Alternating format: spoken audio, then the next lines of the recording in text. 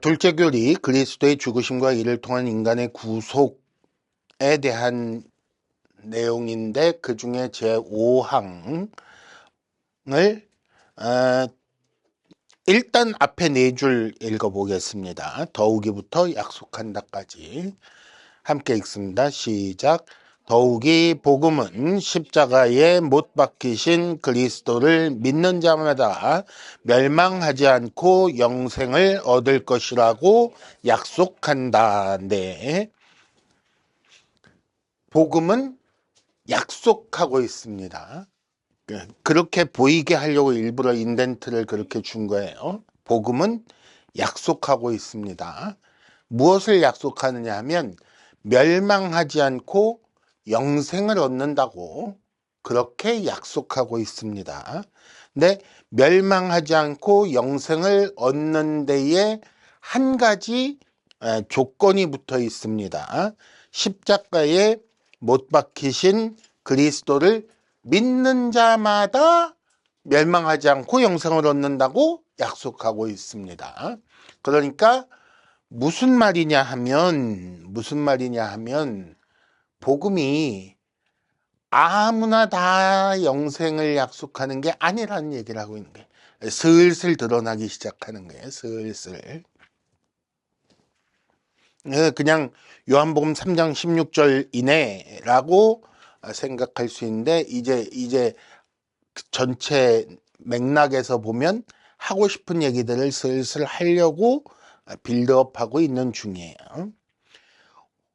5번째 줄부터 마지막 10번째 줄까지 이 약속은부터 선언되고 선포되어야 한다까지 함께 읽습니다. 시작. 이 약속은 회개하고 믿으라는 명령과 함께 모든 나라 모든 사람에게 그렇게 모든 사람이 복음 듣기를 원하시는 하나님의 선하신 기쁘심에 따라 어떠한 차별이나 예외 없이 선언되고 선포되어야 한다. 네. 이 약속은 어떤 약속이요? 앞에 복음이 하는 약속. 복음의 약속은 선언되고 선포되어야 합니다. 복음의 약속은 어느 날 밤에 하나님께서 꿈에 나타나셔서 내가 너에게 약속하노라 라고 하시지 않습니다. 복음의 약속은 그렇게 전달되지 않습니다. 절대로. 복음의 약속은 선언되고 선포되는 방식으로 전달되고 그러므로 선언하라 선포하라라고 명령하셨습니다. 그 방식 외에 다른 방식으로 복음의 약속이 전달되지 않습니다. 근데 이 약속은 뭐와 함께 전달되느냐? 첫째, 회개하고 믿으라는 명령과 함께 전달됩니다. 6번째 줄에 나오는 얘기요. 그래서 이 약속은 믿는 자마다 영생을 얻을 것이라고 약속했기 때문에 믿으라 라고 명령하며 주어져야 되고 선언돼야 되고 그쵸? 그 다음에 회개하라는 명령과 함께 선포돼야 돼요. 그럼 회개는 뭔가? 회개는 뭔가? 제가 잘못했습니다. 제가 지난번에 거짓말을 좀 세게 했습니다. 도둑질도 조금 했고 누구누구를 너무너무 미워해서 몰래 뒤에서 이렇게 발을 한번 걸었습니다. 이런 거를 잘못했습니다라고 말하는 걸 회개라고 하지 않아요. 어떻게 다 알지? 내가 언젠가 얘기했나? 왜 다들 알고 계시지? 회개는 유턴입니다. 그 전에는 내가 이쪽 방향을 향해 가고 있었는데 이제는 방향을 바꾸어 이쪽 방향으로 가겠다라고 삶의 방향을 재정의하는 작업을 회개라고 부릅니다. 그래서 히브리어 슈브동사 써. 언제나 돌아오다, 돌아가다, 돌이키다 뭐 이런 의미를 가진 슈브동사를 써요. 그래서 늘 회개라는 건 어떻게 되냐면 원래 하나님과 한 방향으로 가야 되는 사람이 하나님께 거역하여 하나님과 다른 방향으로 하나님께 등을 돌리고 가고 있다가 이 방향은 잘못된 삶이로군요. 다시 돌이켜 하나님과 한 방향으로 가겠습니다. 라고 하는 걸 회개라고 부르는 거예요. 하나님과 방향을 맞추는 거예요. 우리는 양 같아서 각자 제 길로 가는 거예요. 제 길로 자기 가고 싶은 방향으로 갔는데 그 방향에서 돌이켜 방향을 하나님께 맞추어 하나님과 동행하는 삶을 살게 되는 걸 회개라고 불러요. 그래서 회개하라라는 말은 다르게 말하면 돌아오라. 하나님과 하나님 편에 이제 속하게 된 내가 하나님과 함께 하나님과 한편에서 부르는 거예요. 돌아오라. 그쪽 방향이 아니야. 이쪽이야. 돌아오라. 라고 부르는 명령과 그리고 믿으라. 뭘 믿으라? 앞에 2번 줄에 십자가에 못 박히신 그리스도를 믿으라. 그러면 멸망하지 않고 영생을 얻을 것이라고 약속하신다. 라고 선포하라는 얘기예요. 7번 줄. 그 선언을 예를 들어서 2차 대전 때 히틀러가 얘기했던 식으로 우수한 핏줄인 아리안족에게만 전해야 되느냐? 아니라는 얘기예요.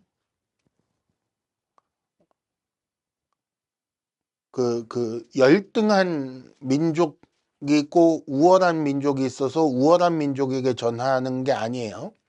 누구에게나 다인 거예요. 어디 못 사는 나라는 전하지 말고 잘 사는 나라에 전하라가 아니에요. 복음은 누구에게나 전하라는 얘기예요. 모든 나라, 모든 사람에게 전하는 것이고.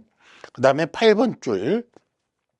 그렇게 모든 사람이 복음 듣기를 원하시는 하나님의 선하신 기쁘심에 따라 전하는 거예요. 하나님께서 뭘 원하신다고? 모든 사람이 복음 듣기를 기뻐하신다. 원하신다고. 그 하나님의 뜻에 따라 전하는 거예요. 하나님께서 원하시지 않는 사람에겐 안 전해도 돼.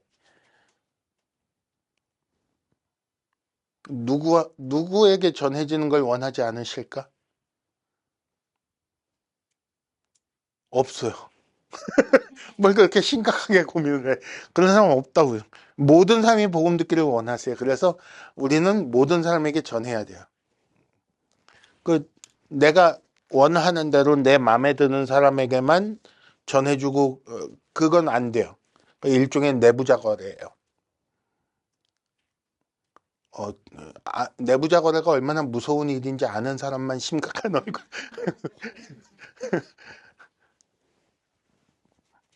그 다음에 어떤 차별이나 예외 없이 선포돼야 합니다. 예를 들어서 혜람이는 이쁘니까 15개 가르쳐주고 현빈은 덜 이쁘다고 12개만 가르쳐주고 그러면 안 된다는 얘기예요. 듣는 사람이 듣기 싫어서 안 들을 수는 있지만 전하는 사람이 그래 너희들 그딴 식으로 나온다 이거지 오늘부터 복음 안 가르쳐줘 이러고는 목사가 입국 닫고 가만히 있을 방법이 없어요. 그건 옳지 않은 일이라는 얘기예요. 자, 생각 질문이라고 제목을 붙여봤는데 읽어봅시다. 제한 속죄를 가르치는 중 복음 선포를 말하는 이유는 무엇일까? 속죄 중에 제한이라는 걸 붙였어요. 그래서 제한 속죄라고 우리는 가르쳐요. 근데 왜 제한 속죄를 가르치면서 복음 선포에 대한 얘기를 제한 얘기도 나오기 전에 먼저 하고 있을까? 왜 그래야만 할까? 그 얘기는 근데 언젠가 나오겠지만 조금 뒤에 가려져 있는 얘기고 내가 생각한 얘기는 이 질문을 만들어냈을 적에 내가 생각한 얘기는 뭐냐면 이거예요. 제한 속죄라는 얘기는 누구는 죄를 지었는데 용서 안 해주고 누구는 용서해준다는 얘기거든. 그러니까 하나님께서 속죄를 여기 모여있는 사람들만을 위해서 해줬다고 생각을 해보자고. 그러면 이 속죄 얘기를, 복음의 선포를 밖에 나가서 할 이유가 있다 없다? 없다는 거예요. 제한 속죄라는 얘기는 온 천하 만민에게 아까 얘기한 대로 차별이나 예외 없이 모든 나라 모든 사람에게 전할 이유가 없는 거예요. 제한 속죄니까 쓸데없이 뭐로 여러 사람한테 말해. 금리가 좋은 은행 상품이 하나 나왔어요. 그럼 아는 사람들끼리 숙덕숙덕 해가지고 그걸 얼른 해야지. 괜히 여러 사람한테 광고해가지고 그걸 뭐로 이 사람 저 사람 돈 벌게 해줄 이유가 없다는 얘기를 하고 있는 거예요. 제한 속죄잖아. 그럼 우리끼리만 알고 우리끼리 용서받으면 되잖아. 하나님께서 예정하신 사람에게만 복음을 전하여 그 사람만 속죄받고 천국 가면 되는 거 아니냐라는 생각을 하는 거예요. 거기다가 무조건 하나님께서 다 하신다고 해놨으니 내가 안 전해도 되겠네 이러는 거예요. 내가 전하지 않아도 하나님께서 예정하신 자에게는 어떤 방식으로든 복음이 선포되어 그 사람이 믿고 돌이켜 하나님의 백성 되는 일이 있겠네. 그럼 내가 굳이 라는 생각을 하는 거예요. 내가 굳이 저 미련한 자들에게, 말도 통하지 않는 사람들에게 내가 열심히 땀을 삐직삐직 흘려가면서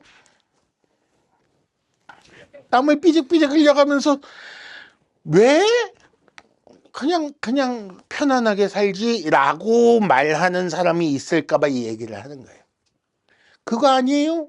라고 말하는 거예요. 그거 아니에요. 하나님께서는 뭘 원하신다?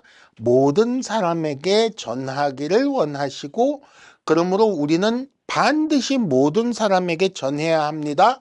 그거는 제한 속죄와 상관이 없습니다. 하나님께서는 이 복음 전파라는 방식으로 하나님께서 예정하신 자들을 구원하시기로 정하셨으니 우리가 괜히 딴소리 할 이유가 없습니다. 거기에다 대고 내가 안 해도 되겠네 이러고 핑계댈 이유가 없습니다라는 얘기를 하려고 이 소리를 여기다 써놓은 거예요.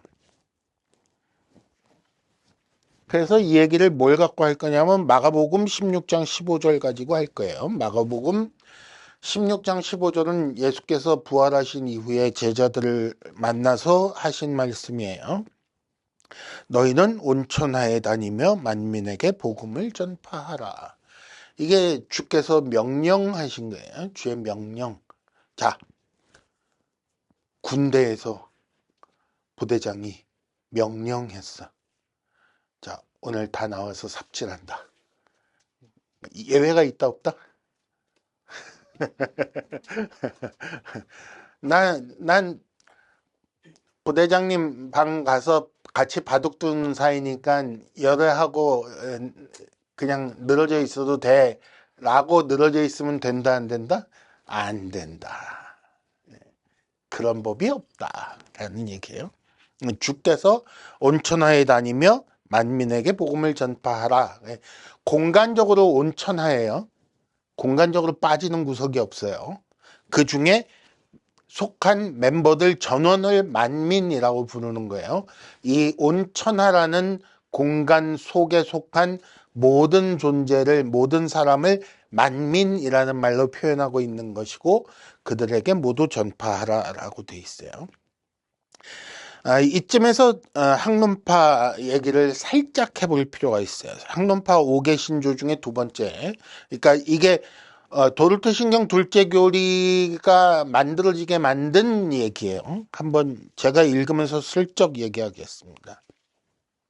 성경 말씀대로 세상의 구주이신 예수 그리스도는 모든 사람들과 각 사람을 위하여 죽으셨으니 그는 십자가 위에서 그들 모두를 위하여 죽으심으로 구속과 사죄함을 성취하셨다. 그러나 요한복음 3장 16절 말씀에 따르면 믿는 사람 외에는 실제로 사죄를 받을 수 없다. 그리고 요한일서 2장 2절에는 그는 우리 죄를 위한 화목제물이니 우리만 위할 뿐 아니요 온 세상의 죄를 위함이라 라고 되어 있다라는 게 학론파에서 주장한 얘기예요. 여기서 학론파 주장의 그 핵심 오류에도 핵심이 있어요. 참. 핵심 오류는 뭐냐면 거기 보세요.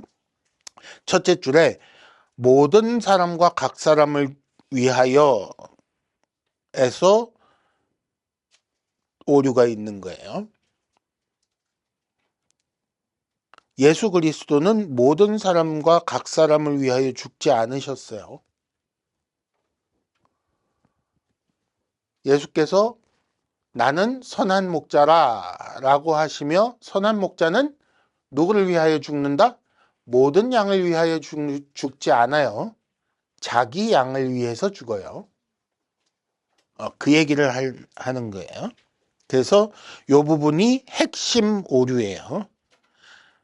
십자가 위에서 그들 모두를 위하여 죽으심으로 구속과 사죄함을 성취하셨다라는 말은 무슨 얘기냐 하면 하여간 모든 사람, 지구상에 살다 간 모든 사람, 창세로부터 종말에 이르기까지 동서고금의 모든 사람을 다 위하여 죽으셨는데 감히 그걸 안 믿어? 너는 안 믿었으니까 죽음이야 를 얘기하면서 동시에 뭘 얘기하려고 하냐면 나는 믿었으니까 잘난 사람이야. 안 믿은 너보단 괜찮은 사람이야를 말하게 된다는 거예요. 요한복음 3장 16절이 들어오는 이유가 그거예요. 여기서 학론파가 얘기하는 건 믿는 사람 외에는 사죄를 받지 못합니다. 얘기는 그래서 내가 믿었기 때문에 구원을 받지 않냐. 예수는 모든 사람을 위해서 죽으셨고 그중에 나는 믿어서 구원을 받았고 너는 안 믿어서 구원을 못 받으니 라는 식의 이 논리가 구조가 가는 거예요. 그래서 이게 잘못이라는 얘기를 하려고 아니야 그게 아니라 모든 사람을 위해서 죽은 게 아니라 자기 양을 위해서 죽으신 거야. 자기 사람을 위해서 죽으신 거야를 얘기하고 싶어서 둘째 교리를 도르트신경에서 말하는 건데 그런데 그 얘기 중에 지금 뭘 하는 거냐면 그렇다면 믿을 사람, 예정된 사람에게만 복음을 전하라고 하셨느냐? 아니다. 모든 사람에게 복음을 전하라고 하셨다라고 얘기하는 게 5항인 거예요. 모든 사람에게 복음을 전하라고 하셨다. 모든 사람에게 복음을 전해야 되는 이유가 한편으로는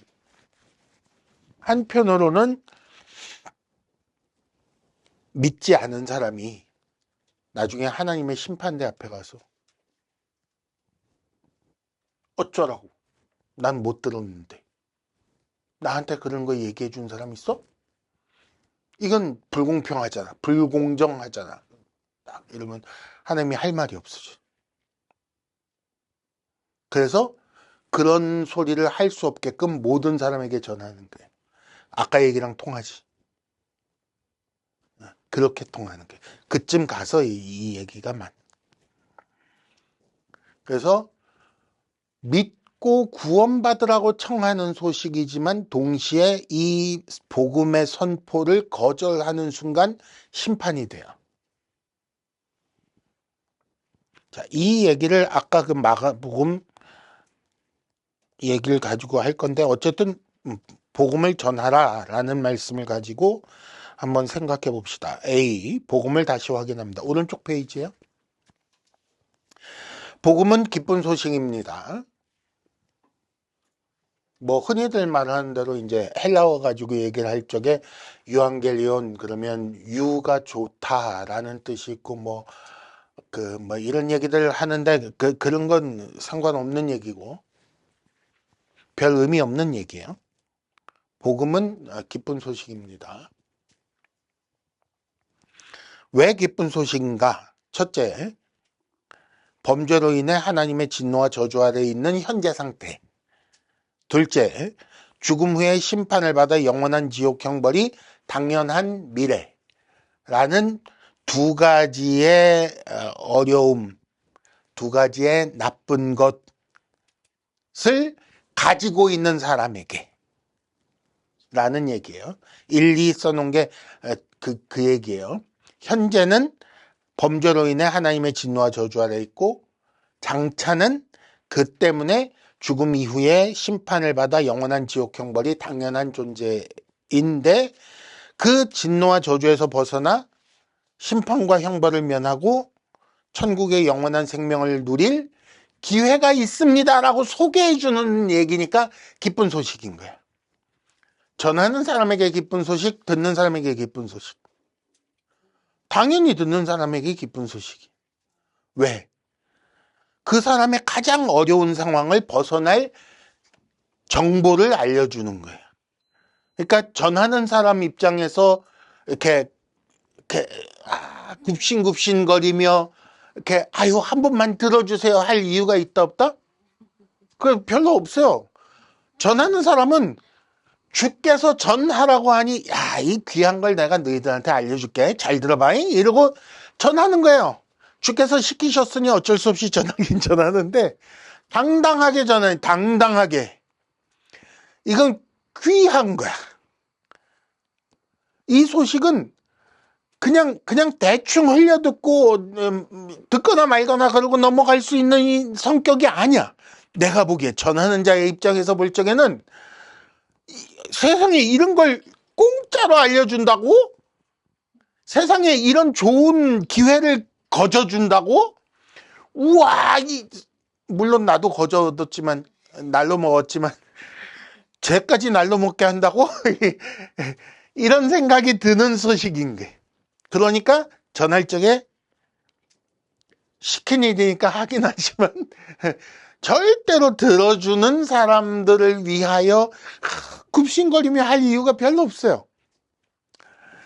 굽신거리는 것처럼 보일 뿐이지. 왜 그렇게 보여요? 왜 그렇게 보일까? 그건 그를 사랑하는 마음 때문에 그러는 거예요. 엄마가 애들 밥 안 먹는다 그러면 밥 공기 들고 숟가락 들고 이러고 쫓아다녀요. 국에다 밥 말아가지고 이거 한 번만 먹어봐. 한 입만 더 먹자. 그러고 온갖 감언이 해가지고 이렇게 그리고 한 입 넣어주고 또 먹고 도망가면 또 쫓아가서 한 입 딱 그런 거예요. 딱. 왜 복음을 하나 둘 셋 넷 다섯 여섯 12개가 있는데 반만 듣고 안 듣겠다는 게 그러고는 도망다니는가? 그러면 어떻게 해야 돼? 엄마의 마음으로 밥그릇 들고 숟가락 들고 쫓아다니는 거예요. 그러니까 굽신거리는 것처럼 보이기는 하지만 굽신거릴 이유가 없어. 별로. 밥 안 먹으면 누구 손해? 안 먹는 사람 손해. 쥐가 배고프지 내가 배고픈가? 쫓아다니느라고 힘들어서 배고플 지경인데 지금. 그러니까 내버려 둬도 상관없는데 자식이니까 사랑하는 마음에 쫓아다니는 거예요. 그래서 그 좋은 기회를 소개해주는 이야기니까 복음은 기쁜 소식인 거예요. 이 소식의 배경이 되는 복음은 뭐냐면 예수께서 원래 내가 당할 그 형벌을 대신 받아 그 죽음이라는 형벌을 대신 받아 죽으시고 뿐만 아니라 그 형벌이 다 끝났기 때문에 다 형벌을 받으셨기 때문에 그 죽음이라는 형벌에서 나오시는 거예요. 죽음이라는 감옥에서 나오시는 거예요. 빚을 다 갚고 옥에서 나오시는 거예요. 그래서 지난번에 두부 먹는 얘기 했던 거예요. 그래서 두부 먹는 얘기를 했던 거예요. 그게 먼저 있던 거예요. 먼저. 그 다음에 그렇게 할 수 있도록 하기 위해 뭘 한다? 하나님의 아들이신 하나님께서 사람이 되어 사람 대신 사람으로서 죽는 의를 세우시고, 이거 의예요. 그 다음에 그 벌을 사람의 능력으로는 감당할 수 없는 걸 하나님의 능력으로 다 감당하여 순식간에 벌을 끝내신 거예요. 그 다음에 3번, 인간의 죄는 영원하고 무한하신 하나님께 지은 죄입니다. 그래서 영원하고 무한한 형벌을 받는 게 원래 정상이에요. 이 비슷한 얘기를 열심히 생각을 하다 고민을 하다가 요새 테슬라 자율주행이 유행이라서 그 얘기를 살짝 써봤어요. 비슷한지는 잘 모르겠어요. 마음에 안 들면 언제든지 바꿀 수 있는 게 얘니까. 하여간 얘기를 해보자면 이런 거예요. 자율주행차인데 고장이 난 거야. 인공지능 자율주행차가 고장이 났어요. 그래서 생각을 이상하게 하는 거야. 그래서 손님이 없는데 열심히 달리고 손님을 태우고 안 가고, 그렇죠? 그리고 여기가 분명히 청주인데 광주라고 우기고, 서울로 가야 되는데 부산을 향해 가고 있고, 이렇게 가서 유턴하는 게 더 빨라요 그러고 우기고 그러고 있는 거예요. 그 환장할 지경이지. 원래 만든 자율주행차를 만든 사람의 입장에서 볼 적에 이 차는 계속 내버려 둬야 된다, 아니면 뭔 조치를 취해야 된다. 뭔 조치를 취해야 된다. 그게 믿고 쓸 수 없는 상황인 거예요. 그게 이제 사람인 거예요. 하나님 앞에서 사람은 자율적인 거예요. 자율성이 보장돼 있잖아요. 자기 스스로 하는 거예요. 로봇처럼, 로봇, 요새 인공지능 들어간 로봇가 있어서 옛날처럼 로봇이라고 그러긴 좀 그런데 산업용 로봇 생각해 봅시다. 자동차 공장에 이렇게 용접하는 로봇, 맨날 그 각도에 들어가서 용접 팍 하고 그 각도에서 나와야 돼요. 이렇게 들어가면서 비틀어가지고 여기를 하면 안 돼. 이건 잘못된 기계야. 그렇잖아요. 근데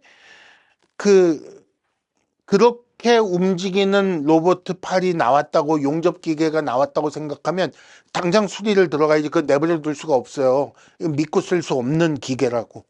사람이 그런 거예요. 하나님 뜻에 따라 움직이게끔 창조하셨어요. 그것도 어쩔 수 없이 이렇게 움직이는 게 아니라 자율적으로, 자발적으로, 하나님을 사랑하는 마음으로, 하나님의 크신 일에 경탄하여, 우와, 하나님 정말 어마어마하군요, 대단하십니다, 이렇게 찬송하는 마음으로 하나님 뜻대로 하는 그런 존재로 만드셨는데 그렇게 안 돌아갔다는 얘기를 하고 있는 거예요. 그런 존재를 하나님께서 독생자 예수를 통해 문제를 해결하십니다 라는 정보를 주시면서 이걸 믿고 유턴하여 그 방향으로 살겠노라고 하나님께로 돌아오면 구원.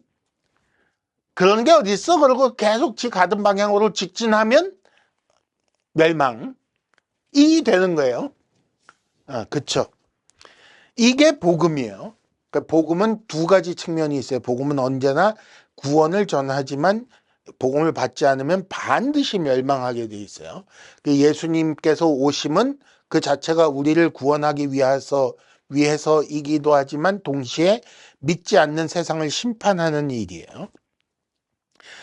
그 다음에 B, 전파하라는 명령. 요한복음 3장 16절, 믿는 자마다 영생을 얻을 것이다 라고 하셨고, 사도행전 2장 38절에는 회개하여 죄사함을 받으라 라고 누가 말했어요? 베드로 사도가 말했어요. 사도행전 16장 31절, 주 예수를 믿으라 그리하면 너와 네 집이 구원을 받으리라 라고 누가 말했어요? 사도 바울이 말했어요. 맨 앞에 요한복음 3장 16절 누가 말한 거예요? 요한 사도가 말한 거예요. 요한복음 했었으니까 요한 사도가 말했겠지. 이런 말씀들이 모두 믿고 구원받으라고 영생으로 초청하는 사도들의 복음 전파 모습입니다. 베드로도 기회가 딱 오자마자 자, 보십시오. 우리가 낮술에 취한 게 아니고요. 이러면서 말을 시작하잖아요. 뭐 하려고? 믿는 자마다 믿고 회개하여 죄사함을 받으라고 전하고 싶어서. 사도 바울이 잡혔다가 로마 시민인 나를 이렇게 두들겨 패도 되는 거야. 간수가 깜짝 놀라가지고 그거 아니구나. 그거 아니고 지진이 났는데 그거 자결하지 말라고 막 말리고는 나 여기 있어. 그러니까 간수가 데려다가 씻기고 그러니까 이제 그 집에 가서 얘기를 하는 거예요. 어찌하면 좋으리까 그랬더니 믿더라 그리하면 너희 집이 구원을 얻는다 라고 말하는 거예요. 뭐 하는 거예요? 복음을 전파하는 거예요. 하나님의 약속을 믿고 돌이키면, 하나님의 약속을 믿고 유턴하면, 그러면 멸망하지 않고 영생의 기쁨을 누린다고 열심히 전하는 거예요. 왜 그렇게 열심히 시도 때도 없이 기회가 있든 없든 열심히 전파하는 이유는 전파하라는 명령을 받았기 때문에. 예를 들면 마가복음 16장 15절이 그거죠. 그 명령을 받았기 때문에. 처음 문제가 시작된 것은 하나님의 명령을 어긴 것에서 시작된 거예요. 모두가 문제가 있는 상황인데 다시 기회를 얻게 되었어요. 그러면 어떻게 해야 돼요? 이제는 명령을 지켜야지. 자, 원래 명령을 지키는 쪽으로 살게 돼 있어요. 근데 명령을 지키지 않는 쪽으로 가고 있었다고. 그런데 기회를 얻어서 유턴해서 유턴해서 믿어서 구원받은 자, 하나님과 동행하겠노라고 이쪽으로 방향을 튼 자가 되었잖아요. 그러면 또 다시 명령을 어길 수 있다 없다? 그럼 안 되지. 그럼 안 되니까 전하라라는 명령도 무시하고 안전할 수가 없게 되는 거예요. 그 얘기를 하고 있는 거예요. 구원받은 자는 명령을 무시하고 명령하신 하나님을 무시하며 자기 마음대로 전파하라 하셨는데 나는 안 할래? 그러고 앉아있을 방법이 없어요. 구원받은 사람은 무조건 전파하라 그러면 네 그러고 해야 되는 거예요. 그 얘기를 하고 있는 거예요. 그래서 모든 구원받은 사람은 복음 전파에 힘을 쓰게 되어 있습니다. 언제부터? 예수님의 제자로부터. 그 12제자 제일 처음 한 게 베드로죠. 사도행전 2장에 거기서부터 시작해서 이후로 구원받은 자들이 모두 열심히 전했습니다. 먼저 믿은 사람들이 열심히 온 세상에 복음을 전파했습니다. 바울은 로마까지 어쩌면 서바나까지 가서 복음을 전했을 거예요. 그 바람에 믿는 사람들이 많아지고 그래서 전파해서 이렇게 대륙으로 옮겨가며 전파되고, 물론 그 중에 이상한 소리 하는 사람들도 여럿 있었지만 그 중에 바른 소리 하는 사람들도 있어서 그 복음이 어디까지 삥 돌아서 지구 반대편 우리나라까지 전해졌고, 그래서 지금 우리가 이렇게 듣고 있잖아요. 그렇죠? 저보다 먼저 들으신 분이 혹시 나보다 먼저 들었어? 있을 수도 있겠지만 어쨌든 듣고 있단 말이에요. 그래서 우리도 믿게 되었어. 그러면 무슨 얘기냐 하면 지금 내가 이 복음을 들었다는 얘기는 주 예수로부터 시작해서 이 과정에 서서 복음을 전하라는 명령에 충실하게 순종하여 그렇게 이 명령을 따라 복음을 전한 그 수많은 사람들의 그 노력의 결과로 내가 믿게 된 거예요. 이걸 뭐라 그러냐면 복음의 빚을 졌다라고 말할 수 있는 거 아니겠어요? 내가 뭐 한 게 있다고 나한테 복음을 전해주냐고. 그쵸? 이쯤 돼서 이제 얘기 나오는 게, 그래도 내가 교회 가서 헌금도 많이 하고 청소도 열심히 하고 해서 귓동냥으로 한마디 주워 들은 건데 라고 얘기할 수 있는 사람이 혹시 있을지 모르겠는데 그런 거 아니에요. 그런 걸로 값을 치를 수 없는 소식을 들은 거예요. 영원한 생명이 좌지우지되는 이야기를 들은 거예요. 그래서 우리는 우리에게 복음을 전하기 위해 그 통로에 섰던 그 수많은 사람들의 그 인생에 대해 빚을 진 거예요. 그럼 어떻게 해야 돼요? 전파하라는 명령에 대해 어떤 마음으로? 주께서 전하라고 하셨으니 내가 어쩔 수 없이 한다 라는 마음도 물론 있을 수 있겠지만, 그뿐 아니라 이 통로에 서서 나에게 이 귀한 소식을 거저 전해준 사람들에게 빚을 갚는 마음으로 나도 전하는 거예요. 그런 거 있잖아요. 왜 누가 버스를 탔는데 버스카드에 돈이 없어가지고 쩔쩔매는데 한번 꾹 대신 찍어주면서 그 언젠가 빚을 갚을 날이 있을 겁니다. 누군가 어려운 사람 보이거든. 내가 당신에게 한 것처럼 도와주십시오 라고 얘기를 하면 그 사람도 나중에 그런 식으로 가품한, 물론 뚝 떼어먹고 모른 척하는 사람도 많아요.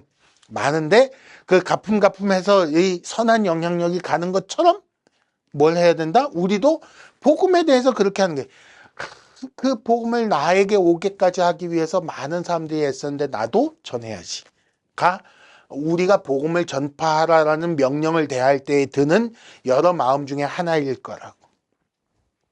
그래서 누구에게 천하 만민에게 전파. 1번 누구에게 전한다고요?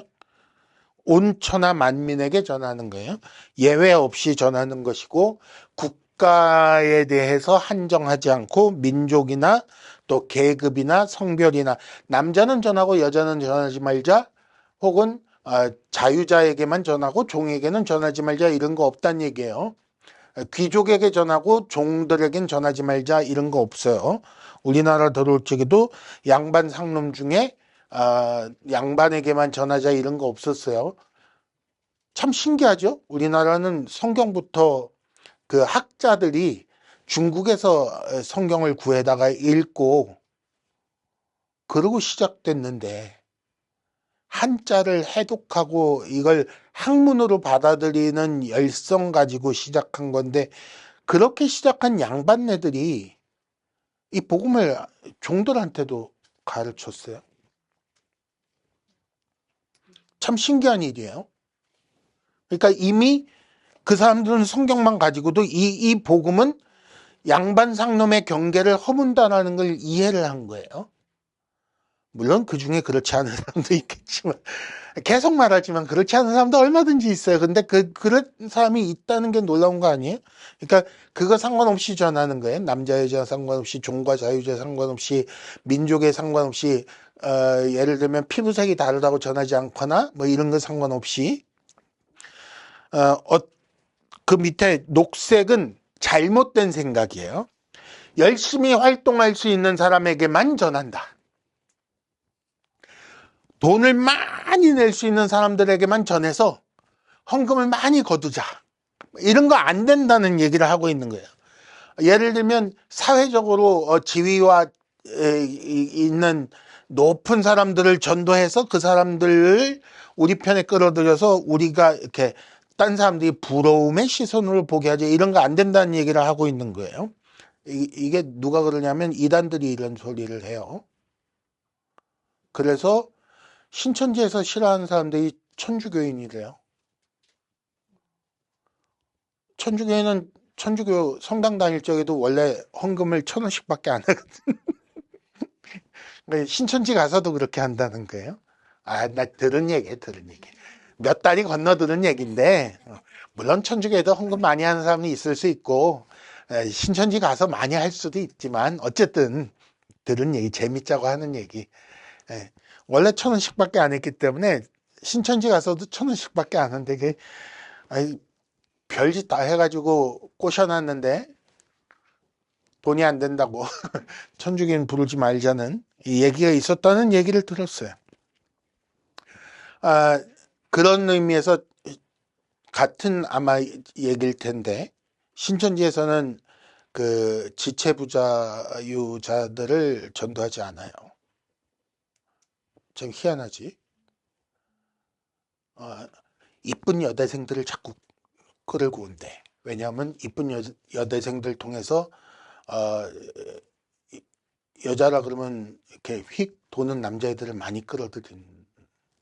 그리고 노인네들은 안 끌어들인대요. 저 같은 사람들은 신천지에서 별로 인기가 없어요. 젊은 애들을 많이 끌어들이고 뭐 이런 얘기들을 들은 적이 있어요.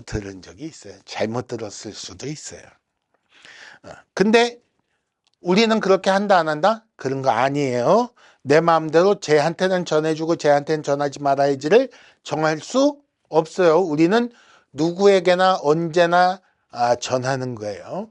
전할 기회가 되는 대로 기회가 있든 없든 심지어 전하는 거예요. 어떤 사람의 핑계 2번 하나님께서 선택하신 자가 구원을 받는다고 했으니 내가 전하지 않아도 어차피 구원받을 것 아닌가, 내가 뭐 굳이 전하겠는가라는 입장을 가진 사람들이 있습니다.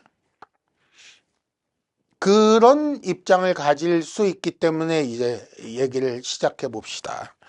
하나님이 누구를 선택했는지 안다 모른다? 아무도 몰라요. 사람은 아무도 몰라요. 그걸 어떤 방식으로 아느냐? 사람은 정확하게 아는 게 아니고 그 사람이 교회에 들어가 스스로의 입으로 신앙을 고백하면 그런가 보다 라고 받아주고 믿어주는 거예요. 그래서 그렇게 교회 안에 속하여 신앙 고백을 하는 자 중에도 나중에 떨어져 나가는 사람들이 있는 거예요. 그러니까 우리는 몰라요. 근데 전도 대상자일 때 저 밖에 있는 사람이고 교회 밖에 있어서 아예 안 믿는 사람인데 복음 전하려고 그러면 무슨 헛소리 저 절 다녀요 이러고는 도망가는 사람들한테 전할 때 그때 생각을 해보라는 거예요. 하나님께서 이 사람이 믿을 사람인지 안 믿을 사람인지 알려줘서 하나님 앞에 기도를 해보고 전할까요 말까요? 하라고요? 그러면 전하고 그러면 호 할렐루야 이러고 나오나요? 그런 사람 절대로 없어요. 절대로 없어요. 하나님께서 누구를 선택하셨는지 모르고 그러므로 하나님께서 제한을 두지 않으세요. 모든 사람에게 전하라고 그러셨어요. 그 대표적인 예가 마태복음 22장에 나오는 잔치 비유예요. 잔치 비유라 그러나? 비유 이름이 생각이 안 나네. 그 뭐냐면 이거예요. 그 잔치 자리에 청해놨는데 뭐라 그래요? 나 소를 사서 못 갑니다. 장가 들어서 못 갑니다. 그러고는 안 오잖아요. 그러니까 주인이 화가 나가지고 하인들한테 뭐라 그러냐면 가서 길에 나가서 아무나 그놈이 잘생긴 놈이든 못생긴 놈이든 악한 놈이든 선한 놈이든 상관없으니까 다 끌어오라 라고 해서 끌어 모였어요. 그때의 주인의 명을 받은 종처럼 나가는 거예요. 우리는 전파하라 그러면 네 그러고 나가서 아무나 데리고 오는 거예요. 그 사람이 구원을 받을 사람인지 아닌지 선택을 받은 사람인지 아닌지 모르는 채로 그냥 끌고 오는 거예요. 물론 그 중에 안 오는 사람도 있어요. 안 오는 사람 욕할 게 아니고 안 온다 그래서 내가 전했는데 감히 안 와? 너는 지옥이야! 이러고 그럴 수도 없어요. 왜냐하면 하나님께서 정하신 때가 그때가 아니라 그 다음 때일 수도 있거든. 내가 아니라 그 아들, 딸을 통해서 믿게 될 수도 있거든요. 그러니까 그 모르는 일이기 때문에 전했는데 안 믿으면 오케이 다음 사람 그리고 가는 거예요. 또 당당하다 하면 되니까 그렇게 전하는 거예요. 근데 왜 하나님은 그렇게 하실까? 쉬운 방법이 있잖아. 우리가 생각할 때 더 효율적인 방법. 하나님께서 어차피 선택하신 자를 구원하신다 그랬으면 하나님께서 선택하신 자가 어느 날 갑자기 주일 아침에 일어나서 눈을 딱 뜨자마자 오늘 갑자기 교회가 가고 싶은데 막 뻑뻑뻑뻑 씻고는 빛을 싹 하고 옷 이쁘게 차려입고 교회를 향하여 이렇게 갈 수 있잖아요. 왜 그렇게 안 하실까? 19가지는 핑핑핑핑 놀게 내버려뒀다가 20살 생일날 딱 정신 차리고 교회 가야지 그러고 교회 올 수 있잖아요. 왜 그렇게 안 하실까? 왜? 전도하라고 시키실 거면 딱 가면 머리 위에 이렇게 녹색불이 삥 뜨는 사람, 남들 눈에는 안 보여. 전도하는 사람 눈에만 보여. 머리 위에 녹색불이 삥 뜨는 사람, 그린라이트, 그리고 전도하면 막 교회 오고, 쟤는 레드라이트, 쟤는 피하고, 샥. 그거 아니래잖아요. 왜 그렇게 하셨을까? 왜 하나님은 누군지도 모르는데 아무에게나 만민에게 나가서 전도를 하고 그리고는 결국 그 중에 누군가가 믿게 하셨을까? 그걸 기뻐하셨다는 거예요. 그 밑에 고린도전서 1장 21절. 하나님께서 전도에 미련한 것으로 믿는 자들을 구원하시기를 기뻐하셨습니다. 바울이 보기에도 전도는 미련한 짓인 거예요. 바울 같은 대가가 미련한 짓이라 그러주니 얼마나 속이 시원한지. 바울같이 어마어마한 사람이 보기에도 전도는 미련한 짓인 거예요, 여러분. 그쵸? 전도는 원래 미련한 짓인 거예요. 근데 하나님께서 그걸 기뻐하셨다는 거예요. 그러니 그 방식으로 하지 않을 수가 없는 거예요. 아이, 주인이 그 방법이 좋다고 그걸 선택하셨는데 종놈이 무슨 권리가 있어서 그거 안 된다고 그 미련한 거라고 그러고 뻗대고 안 할 방법이 없잖아요. 주인이 그게 좋다는데 더군다나 그분의 지혜는 무한하신데 그 방식으로 누군가를 구원하겠다고 이미 결정을 다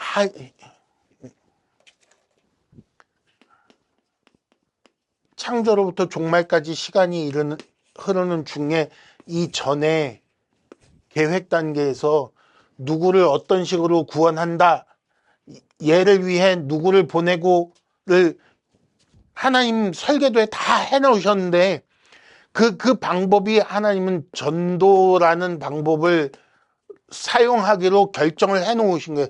계획을 해놓으신 거라고. 뭐에 따라? 하나님의 기쁘신 뜻에 따라. 그리고 실현하려고 이 중간에 누군가에게 전파하라 그러셨는데 싫은데요?